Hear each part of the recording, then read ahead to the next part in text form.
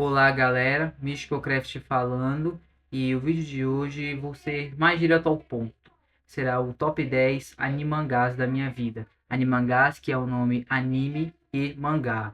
O vídeo tá com um áudio estranho porque eu tô gravando ele no notebook, já que como eu expliquei antes na comunidade do meu canal, o meu celular já era. Depois de 5 anos de uso, acho que aquele celular ia escafeder. E antes de começar o vídeo, eu vou começar pelas menções honrosas. 15º lugar vai para Naruto, que foi um anime que me marcou muito de 2020 a 2021. 14º foi Hellsing, outro anime que me deixou realmente impressionado, com animação boa, protagonista muito da hora e um final bom.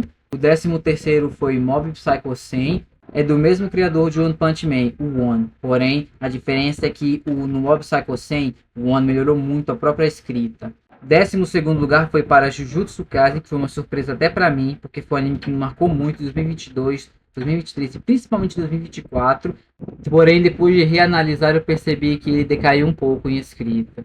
E para fechar as menções honrosas, o 11º é Shingeki no Kyojin, o Ataque dos Titãs, que me surpreendeu muito estar aqui. Eu realmente cogitei que ele ficaria em 15º, mas ele fechou melhor as menções honrosas, mais pelo fato de ele me marcou muito, teve uma escrita melhor que os outros.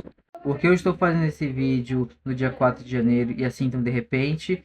Porque hoje é meu aniversário. E parabéns pra mim! Quantos anos? 20. Caraca, tô ficando velho. Mas vamos logo pro top 10, que é isso que vocês quiseram ver.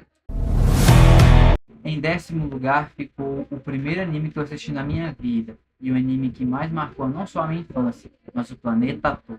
Versão brasileira Alamo. Eu não preciso descrever o tamanho da influência e impacto que Dragon Ball teve no planeta Terra. Graças a ele, todos os animes e mangás que existem e que ainda vão existir, tenho que agradecer. Por isso que doeu tanto quando eu soube da morte do Akira Toriyama. Foi como se nós perdêssemos alguém que responsável pela infância. Em Dragon Ball nós conhecemos Goku e seus amigos. Vegeta, que foi um dos melhores personagens do anime, provavelmente o melhor. Gohan, um personagem com potencial incrível. Trunks do futuro, um personagem com um dos melhores desenvolvimentos. Cell, disparadaço, o melhor vilão de toda a saga. E nós tivemos também jogos e filmes animados muito interessantes, tirando Dragon Ball Evolution. Eu amo muito esse anime, mas me dói muito colocar em 10º, justamente porque no quesito desenvolvimento e escrita, ele pecou. Mas ele não fez ruim. Dragon Ball deve sempre ser lembrado. O 9º lugar foi para o anime com a melhor dublagem que eu já vi.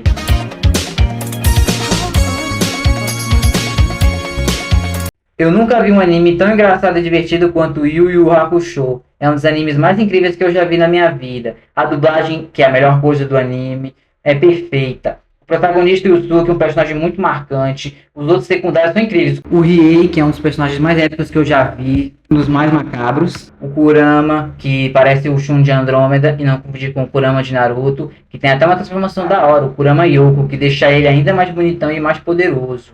E o Kuwabara, que além de ser o alívio cômico, a arma dele parece um tipo de sabre de luz, tem até o somzinho quando ele ativa. E os vilões desse anime temos muitos. O melhor destaque para mim vai para o Shinobu Sensui, o segundo melhor vilão da série, e o Toguro. Esse vilão que é a cara do Schwarzenegger. Vilão tão monstrão que ele ainda recebeu referências em Dandadan. Olha só. Eu só entendi quando ele ia falar o nome dele. Então ele é um anime muito interessante de se assistir. Mas agora é o seguinte, se você for assistir Yu Yu Hakusho, você só pode assistir dublado. Legendado você não vai gostar tanto, mas dublado você vai amar. O 8º lugar ficou com um anime bem parecido com o Yu Yu Hakusho. Aí até eu descobri que eles são do mesmo criador. Aí por isso que eu estranhei a semelhança.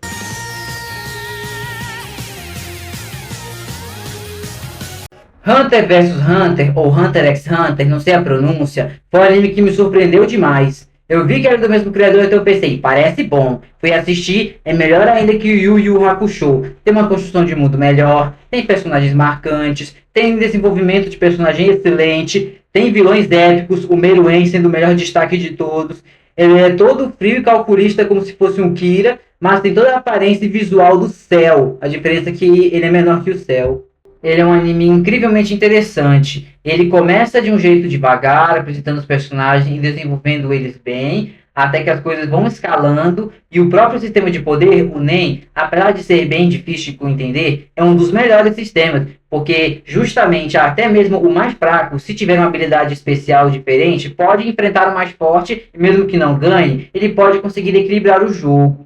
E nos personagens marcantes, temos muitos. O Gon, que é o protagonista legal. Killua, que eu gosto mais do que o próprio Gon. Leório, que é um personagem que lembra muito Kuwabara e é tão comédia quanto, só que o Leório é um pouco mais bem desenvolvido.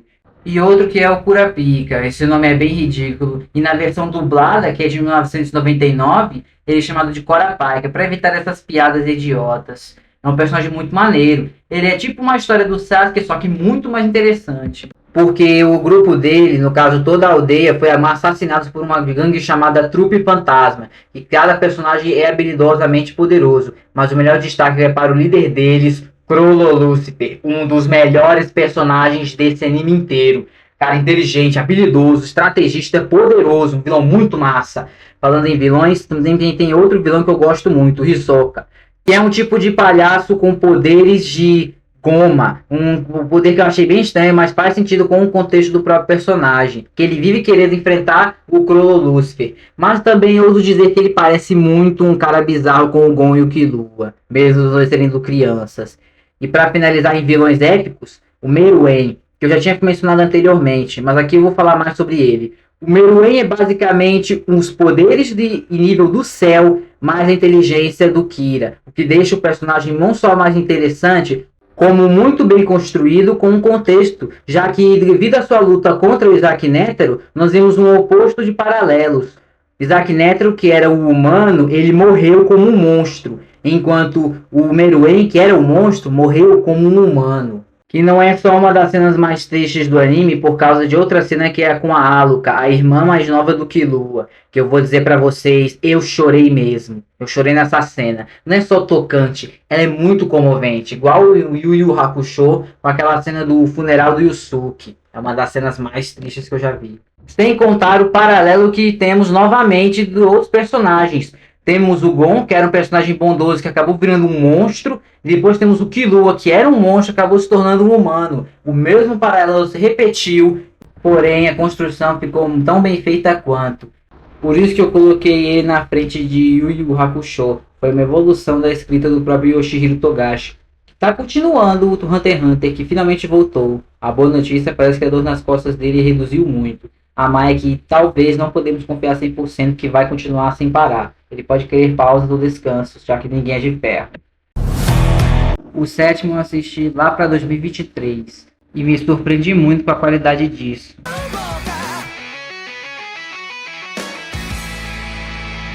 Black Clover foi para mim uma surpresa agradável.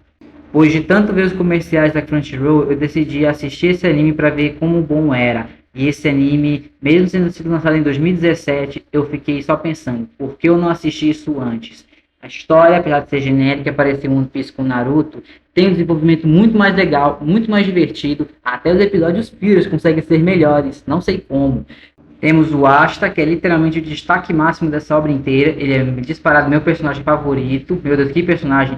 Ele é engraçado, divertido, bem construído, tem uma motivação muito boa. Eu vou ser o Rei Mago, minha magia nunca desistir. É bem chato quando ele fica gritando, mas eu aprendi a me acostumar e gostar muito desse menino. Outro é o Yuno, que vou dizer a verdade, eu não gosto tanto do Yuno não, e não é só eu não, tem muita gente por aí que assiste Black Clover que não gosta de ver o Yuno. Outros personagens que eu fui gostando mais foi a Noelle, eu achei ela muito legal, personagem feminina bem desenvolvida de verdade e que dá um passo romântico muito bonito com o Asta. Yami Sukehiro, o melhor dos capitães, esse cara é muito massa e a dublagem só melhora ainda mais o personagem. Outra personagem que eu gostei muito foi a Mereoleona. Essa mulherona é assustadora. É a última vez que eu vi alguém tão assustadora assim foi em outro anime que eu falarei mais pra frente. Outro exemplo de personagem interessante que são alguns vilões, como o Ladros, que eu só me lembro dele por causa da voz do dublador dele, mas o poder especial dele era roubar magia, como diz o próprio nome Ladros. Mas esse cara era perigoso. Outros vilões eram o List e os Elfos. Eu vou dizer que eu me surpreendi com o fato de eles já enfrentarem os vilões bem mais cedo do que os outros animes, mas isso não é um defeito. Na verdade é interessante porque muda um pouco as regras dos clichês. E outra coisa que eu gosto são as lutas nesse anime. Cada luta é uma mais épica que a outra. Se fosse destacar as melhores que apareceram no anime até agora, foi o Dante contra o Asta e o Yami, a luta do Yami e o Uno contra o Zagred, que até o Yami conseguiu ajudar com aquele corte dimensional. E se eu for falar do mangá, a melhor luta para mim foi Asta contra Lucifero, que foi uma das melhores lutas dos mangás. Quando o anime chegar, eu vou ver essa luta. E eu quero ver a qualidade dela, porque esse mangá tá assustadoramente incrível.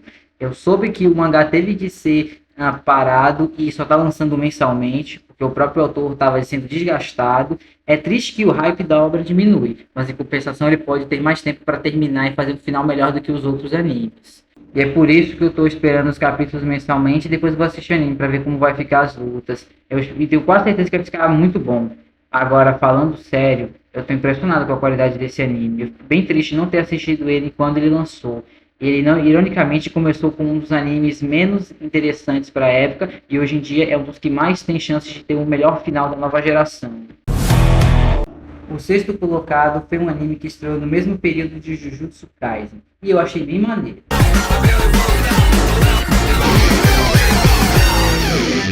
Chainsaw Man foi um anime que me surpreendeu muito. Eu vi o anime antes e achei bem maneirinho. Tinha lido o mangá no período, eu achei bem da hora os personagens. Desde que é um personagem muito maneiro e divertido de se ver, a Power, que é um personagem muito massa, o Aki, que é um personagem muito da hora, ele é muito maneiro. Rimeno, que é um personagem muito interessante de se ver, toda a sua história e desenvolvimento. A Kobeni, que é uma surpresa e tanto, essa menina me deixou mais surpresa do que eu esperava. Makima, que de início eu não entendi a obsessão que a galera tinha por esse personagem, depois eu entendi, mas eu fiquei assim, não gostei muito dela. A Reze, que vai ser a personagem de destaque do filme de Chainsaw Man, que vai estrear provavelmente em 2025. E eu quero ver esse filme, vou achar bem interessante, já que eu já li essa parte do mangá. Outros personagens que eu achei interessantes também foi o Demônio da Katana, o pior deles, eles são muito da hora. Outro personagem que eu fui gostar é o Kishibe, que ele é um dos personagens de destaque do anime e do mangá. Ele é um tipo de cara baseado no Mads Mikkelsen, que o próprio criador confirmou isso. Um dos personagens mais da hora que eu já vi na minha vida. Provavelmente o melhor, disputando com o Denji. O que me fez gostar de Chainsaw Man não foi só a brutalidade, a visceralidade. Foi também a história e os personagens que são muito interessantes. É porque pra mim não é só a história que tem que ser boa. Os personagens têm que ser marcantes o bastante pra você gostar deles. E é isso que eu achei legal em Chainsaw Man. Aí quando eu fui ler o mangá, que eu demorei muito pra ler o mangá, eu realmente me impressionei, porque os personagens estavam sendo muito mais bem utilizados. Apareceram outros personagens da primeira parte, e os novos que estavam aparecendo me impressionaram demais. O mangá atualmente está uma loucura bizarra, com os personagens enfrentando demônios primordiais, como o demônio da velhice, que está um demônio quase imparável, porque o bicho tem, obviamente, ele pega o medo da humanidade perante a velhice, que é um dos maiores medos da humanidade, perdendo só para a morte e para a escuridão. Mas o anime e o mangá também tem uma coisa que eu achei interessante, eles evoluem bem mais os personagens. A Jujutsu Kaisen também fez uma coisa parecida no mesmo período. Eu diria que Chainsaw Man fez mais, porque o criador, o Fujimoto, ele leva mais ou menos umas 2 semanas para lançar um capítulo. E isso, não ironicamente, não só melhora a própria arte, que faz com que os personagens pareçam mais realistas e humanos, como também a própria escrita é bem interessante.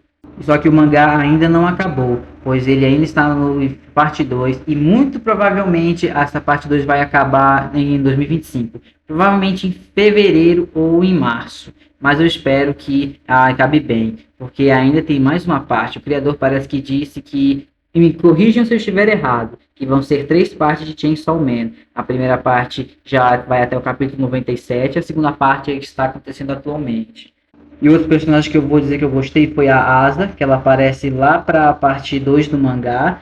A Yoro, outra personagem que eu realmente não gostei de início, mas depois eu achei ela um personagem bem construída. E também o próprio desenvolvimento do Denji é assustadoramente incrível, porque ele passa primeiro de um menino sozinho e meio, digamos que ele é meio idiota, e ele pensa mais com a cabeça de baixo, mas ao mesmo tempo ele é um dos personagens mais humanamente realistas que eu conheço. Um dos protagonistas mais identificáveis da história. Outra coisa que eu também gostei em Chainsaw Man foi as transformações de demônios. Cada um tem uma transformação bem legal, como o demônio da serra, o demônio da bomba, demônio da katana, demônio do tomate, entre outros. Para mim a melhor justamente é o demônio da bomba e o demônio da serra. O legal da Demônio da Bomba é justamente a aparência dela, que consiste em um corpo todo cheio de equipamentos explosivos, visto que é o Demônio da Bomba, obviamente, e o Demônio da Serra, não, porque ele tem duas formas. A primeira é que ele tem uma cabeça de serra e duas serras furando os braços, sendo que ele pode invocar das pernas também, acho que de outros lugares. E o Demônio da Serra, a verdadeira forma, que ele vira quase um Hulk, as serras gigantes, o corpo todo negro e com umas tripas cobrindo o pescoço. O quinto lugar ficou com um anime que me fez voltar a gostar de animes.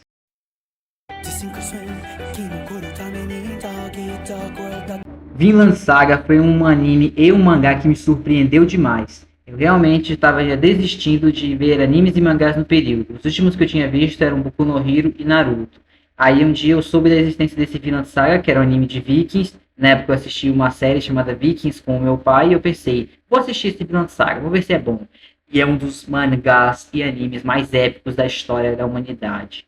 Criado por um cara chamado Makoto Yukimura, Vinland Saga conta a história de um menino chamado Thorfinn e sua jornada por vingança, amadurecimento, evolução e perdão, pois ela demonstra não só o que a vingança faz com uma pessoa, mas como ela pode mudar e se tornar uma pessoa melhor. Os personagens de destaque que eu diria, além do próprio Thorfinn, que teve uma das melhores evoluções que eu já vi, é o Askeladd, que vilão incrível, um personagem muito bem desenvolvido, e ele demonstra como fazer uma vingança bem perfeitamente cruel. O Thors, que foi o personagem que eu mais gostei de ver, mesmo não aparecendo em tanto tempo, ele foi um dos que mais roubou a cena. Thorkel, que é o grandão, cunhado do Thors, que é um personagem muito massa. O Einar, que é o amigo do Thorfinn, o primeiro amigo que ele teve em anos, um personagem que realmente ajudou ele a se tornar uma pessoa melhor também. A Hilde, que foi uma personagem feminina incrivelmente habilidosa e perigosa. Ela repetiu a mesma jornada que o Thorfinn teve com o Askeladd.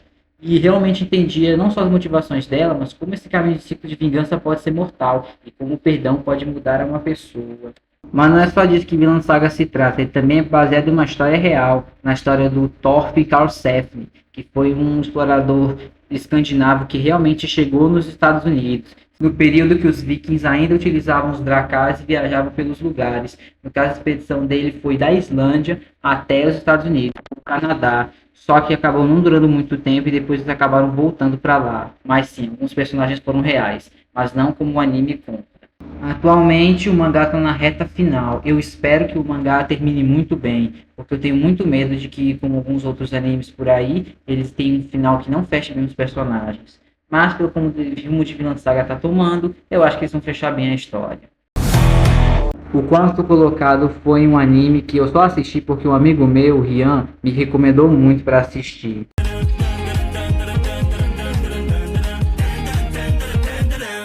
Dandadan foi pra mim a maior surpresa do ano. Eu nunca vi um anime tão bizarro quanto o Jojo, divertido como Yu Yu Hakusho, parecido com Jujutsu Kaisen, só que muito mais divertido. Eu nunca vi tamanha bizarrice, loucuragem e aleatoriedade de uma forma tão convincentemente bem feita que me fizesse colocar esse anime na lista. Mas depois que eu assisti, até eu fiquei impressionado. Eu pude ver nitidamente com essa face. O que eu tô assistindo aqui? Isso é bizarro até demais. E eu amo isso. Criado por um cara chamado Yukinobu Tatsu, fala sobre dois personagens. Kenta Kakura, um menino que acredita em aliens e foi apelidado de Okarun, porque a minha outra protagonista, a Momo Ayase, que vem de uma família de médicos, acredita em espíritos, ela não gosta de ouvir o nome Kenta Kakura, porque ela lembra do ídolo dela. Uma coisa que eu demorei para entender. Os não acreditam no que o outro acredita e querem provar que um está certo e o outro está errado. No final, eles se encontram com duas criaturas macabras. A menina se encontra com alienígenas, com a peça deles parecida uma arma gigante e quase abusam ela. Já o menino se encontra com uma velha bizarra super rápida e rouba as partes íntimas dele. E aí, pelo que eu entendi, o anime se segue nele buscando as partes de baixo de volta. Uma proposta completamente esquisita, que se me dissessem anos atrás que essa é a proposta de um anime, eu teria dito que é a idiotice maior que eu já ouvi em toda a minha vida até esse momento. Mas não ironicamente, e ironicamente, o criador fez uma coisa tão convincentemente incrível que eu quero saber como isso vai acabar. E outra coisa que eu tenho que destacar são não só os principais, como os secundários. Cada um deles me surpreendeu muito e eu gostei realmente de entender as histórias e motivações de cada um. O próprio Okarun, eu gostei muito dele, é um personagem bem da hora e muito identificável. A Momo, um personagem feminina incrivelmente bem escrita e também muito identificável. A avó dela, Seiko Ayase, eu não consigo acreditar que essa mulher é a avó dela. Eu até pensava, peraí, essa mulher mesmo é a avó dela? Eu achava que fosse no mínimo a mãe ou a irmã, mas vó não tem cara. E se a avó é assim, imagina a mãe, é a cópia idêntica da filha. Meu Deus. Outra personagem feminina que eu gostei muito foi a Aira, que de início eu não tinha gostado tanto dela, mas depois fui entendendo mais a história dela. E depois daquele episódio da sedosa acrobata, eu achei muito da hora a própria personagem. E gostei da evolução que ela teve. Outro personagem que vai ser o destaque da próxima temporada, que vai chegar em julho de 2025, junto com o filme do Superman, é o Jin Enjoji. Esse menino é muito da hora. E se vocês estão gostando dele ou não estão gostando dele, vocês vão amar a história do personagem dele. Mas isso é o máximo que eu vou falar do anime atualmente, porque tem galera que quer ver a segunda temporada e não quer ler o mangá. Então eu respeito a decisão dessas pessoas, mas para quem lê o mangá, não espalha para quem só assistiu o anime, isso é bem chato. E um último ponto que eu quero destacar, na verdade são dois. O primeiro ponto é a animação, que é linda demais. Lembrando muito a animação de Jujutsu Kaisen, com a diferença que é como se eles tivessem uma melhoria dentro da própria animação. Já o segundo ponto é uma coisa que é um pouco mais pessoal, que eu vou lhes mostrar. O segundo ponto sobre Dandadan que eu queria comentar era que meus amigos da escola dizem que eu me pareço muito com o Okarun. Então eu vou fazer a pergunta para vocês. Eu realmente pareço? Tarsila, minha irmã, o que você acha disso? De rosto, é muito idêntico ao Okarun. Já de personalidade, parece muito com o Morajo do Mundo Torajo, principalmente em gostos. Ama Tetris, é péssimo desenhista. Não espalha. E muitos outros gostos. Mas vocês parecem muito com o Okarun. E se vocês aí acham que ele se parece com outro personagem, escrevam aí nos comentários quais ou qual personagem que ele se parece. Eu quero ver a criatividade dessa galera. O terceiro lugar foi um anime que eu já havia falar antes, mas depois que eu assisti eu me surpreendi mais do que eu esperava.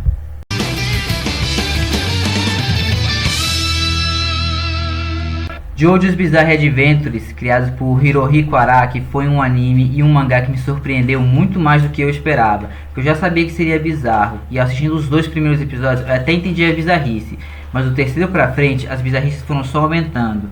A parte 1 é apresentada pelo querido Jonathan Joestar, que é o primeiro protagonista. Que é uma regra que se segue em todas as partes de JoJo. Vai ser sempre um protagonista diferente. Na parte 2 é o Joseph Joestar, na parte 3 Jotaro Kujo, na parte 4 Josuke Higashikata, na parte 5 Giorno Giovanna, na parte 6 Jolene Kujo, na parte 7 Johnny Joestar e na parte 8 é o Gap.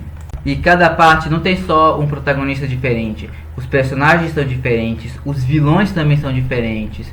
Os destaques melhores para mim dos melhores vilões de JoJo são o Yoshikage Kira, que aparece na parte 4, que é um vilão bizarramente estranho, que é um cara que tem fetiche em mãos, mas o seu poder especial consiste em qualquer coisa que ele toca se transforma em um tipo de bomba. Isso só não vale para pessoas.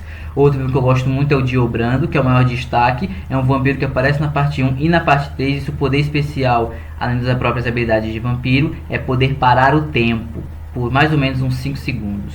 Outro vilão que eu gosto é o Pucci, que é o vilão principal da parte 6 e provavelmente o melhor vilão, mesmo a parte 7 tendo o excelentíssimo Funny Valentine. No caso, o poder do Funny Valentine é viajar entre as dimensões e buscar seus próprios Zeus, o que permite com que ele consiga mais formas de sobreviver a ataques mortais. E o Enrico Pucci, que possui um stand chamado White Snake. Esse stand possui a habilidade de roubar os stands de outros adversários.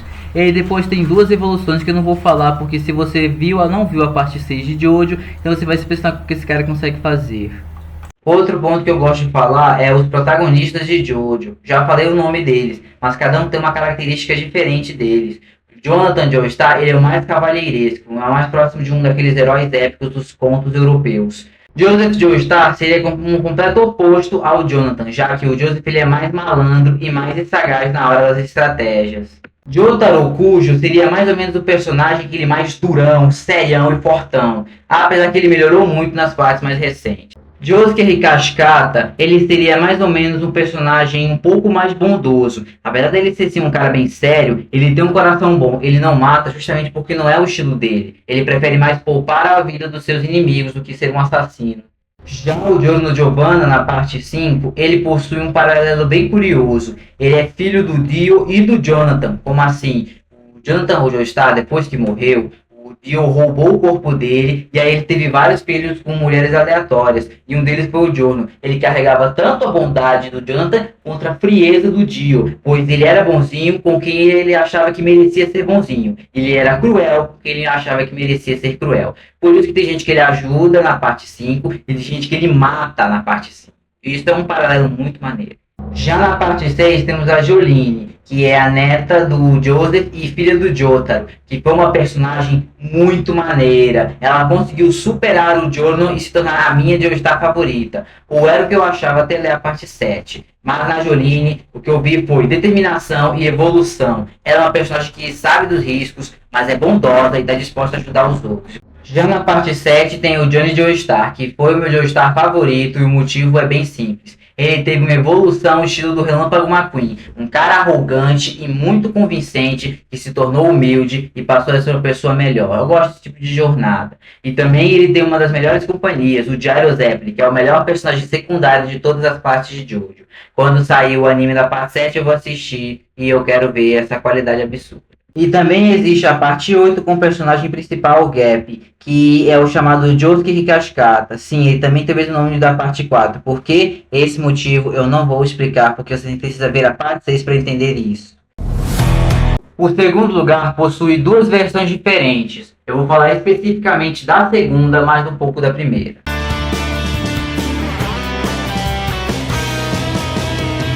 Fullmetal Alchemist foi simplesmente um anime perfeito. Tudo nesse anime é incrivelmente perfeito. Temos o protagonista Edward Elric, que é facilmente o meu segundo protagonista favorito dos animes. Alphonse Elric, outro protagonista, no caso ele conta como protagonista secundário. Um personagem incrivelmente divertido e interessante de se assistir, sendo um completo oposto ao Edward Elric. E muitos outros personagens incrivelmente interessantes que acompanham essa história. Winnie Rock Bell, que acaba sendo o interesse amoroso do Edward, eles combinam muito. Izumi Curtis, a professora do Edward e do Alphonse, e essa sim é outra mulherona assustadora de se encontrar. O marido dela, Sigmund Curtis, um cara muito grandão, mas muito gente boa. Outro personagem também interessante é o Roy Mustang, chamado Alquimista das Chamas, os personagens mais da hora desse anime inteiro. Outra é a Risa Hawkeye, outra das personagens mais incríveis desse anime. Meu Deus, eu só vou ficar falando que todo mundo é incrível porque justamente é isso. Os vilões, eles também eu gosto deles porque cada um, além de ser mais inteligente, tirando alguns outros, eles também têm habilidades especiais. Cada um tendo uma habilidade diferente, como o Gula, que pode devorar qualquer coisa e tem uma espécie de buraco que é um portal para outra dimensão. A Luxúria, que pode criar garras gigantes dos próprios dedos. O Inveja, que pode se transformar em qualquer um. E muitos outros personagens que vão acompanhando essa história, tanto heróis quanto vilões. Cada um deles é carismático, inteligente e interessante o bastante para você gostar. E esse anime também teve duas versões. A que eu mais gostei foi o Fullmetal Alchemist Brotherhood, mas eu assisti também essa versão aqui.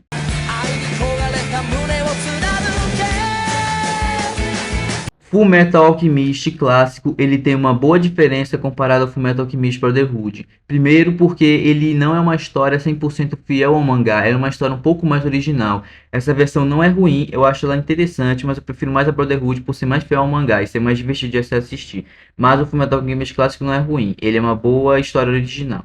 Outra coisa que eu quero destacar para ver o como eu gosto desse anime e o mangá é o próprio volume que eu tenho aqui, o volume 16. Ele adapta do episódio 30 até o episódio 34, especificamente o final do episódio 30 e metade do episódio 34.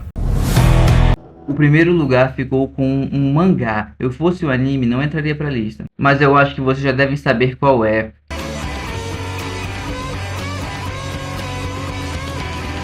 Berserk é um mangá que dispensa apresentações, já que eu não preciso descrever tamanha qualidade que esse mangá apresenta em toda a sua construção de obra até esse exato momento. Pois Berserk é simplesmente um mangá que sabe como construir uma história tão bem feita e uma arte insanamente incrível. A melhor arte dos mangás. E olha que eu fui ler o mangá de Dandadan e a arte é insanamente incrível. É a melhor arte dessa nova geração. Temos o Gus, que é simplesmente o meu protagonista favorito de todos os mangás.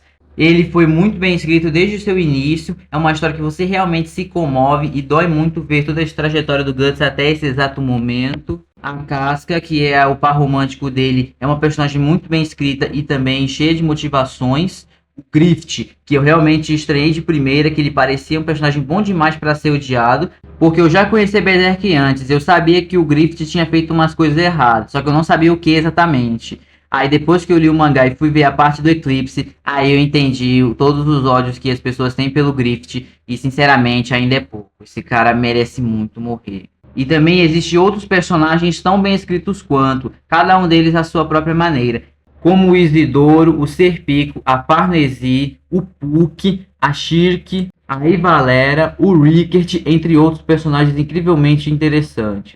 Isso sem contar na própria arte do Kentaro Miura, que cada painel era incrivelmente épico. Olha só essas coisas aqui. Cada painel era muito bem detalhado e muito bem desenhado. E mesmo parecendo somente uma história sombria da era medieval da Europa, ela possui outras inspirações, como os livros do H.P. Lovecraft, Os Gatos de Utah, O Chamado de Cthulhu, O Terror de Dunwich, entre outros livros que consistem em um terror cósmico. Por isso que as criaturas de Berserk são tão bizarramente gigantescas, colossais e medonhas. E isso serviu de inspiração para uma série de jogos, os chamados Souls-like, que são jogos da série Souls, como Dark Souls 1, 2 e 3, Elden Ring, Sekiro, Demon Souls e Bloodborne, que eu já falei no meu top 10 melhores jogos de todos os tempos. Sério, eu gosto tanto de Berserk que eu até tenho esse mangá aqui na minha mão, é o volume 9, mas eu não vou mostrar o mangá pra vocês porque tem coisas aqui que o YouTube não permite. Então sim, vão ler Berserk, vocês não vão se arrepender. Mas você tem que ler, porque o anime infelizmente nunca recebeu uma adaptação bem feita. Até aquela versão 3D era para ter sido 2D. Só que o diretor quis pagar uma de super gênio e colocou a animação 3D. Por isso que o anime de 2016 é tão ruim. E eu sei que existe a versão de 1997 e dizem que é boa. Olha só, eu fui ver a versão de 1997 e ela não é tão boa assim não. Na verdade ela corta muito do mangá. E esse aqui foi o vídeo. Se vocês gostaram, deixem o like e se inscrevam no canal. Ou não, vocês fazem o que vocês quiserem, mas é sempre legal da parte de vocês fazerem isso. Ah, e se vocês quiserem fazer sua lista de animes e mangás, podem escrever nos comentários. Eu vou ler eles. Então esse é o fim do vídeo. Tenham um bom dia. E caso eu não veja vocês, boa tarde, boa noite e durmam bem.